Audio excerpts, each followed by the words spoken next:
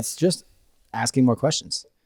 And if you were to say like, oh, I have all this stuff I would have to do and it would be very labor intensive and like it would cut into family time, or it would be at risk as soon as I went back up to the slope or had something else came up, then it's probably not a good decision right now. Yeah. You know, if there's any sort of unnecessary risk to you, then it probably shouldn't be a thing, you know, but yeah, it really comes down to what's the return of investment on your time, or if it's just something you enjoy doing and it's a release, like someone who does pottery and sells it.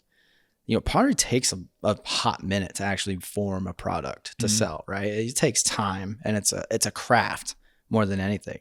It's very hard to build a huge business on something that takes a lot of time and a lot of detail like that, right?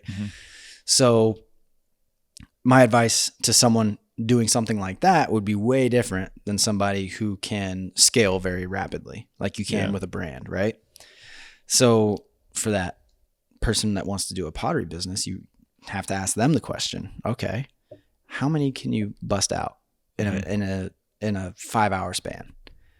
How many can you sell those for? Yeah. So what was your time worth doing that? Was this actually a business venture, or is this a hobby that you actually just enjoy doing? You're going to spend time doing it anyways, and you're just looking to make some money off of it. Because those are two very different mindsets and very different general businesses, right? If you are looking to run a business, you are looking to create a product or a system that makes money and that you can scale, right? That is the business game, is getting as big as possible.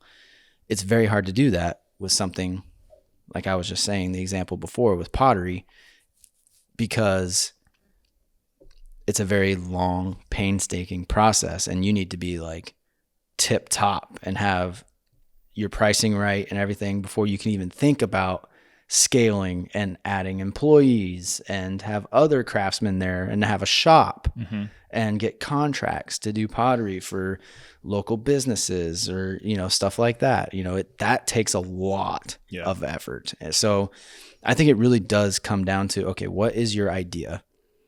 What is the obstacles in the way? And what is the return of investment on your time? And is it worth it?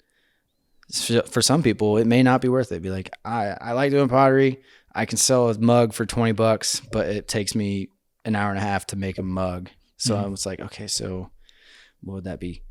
$15 an hour you're paying yourself starting this business, or what your business is worth, what your time is worth on this business?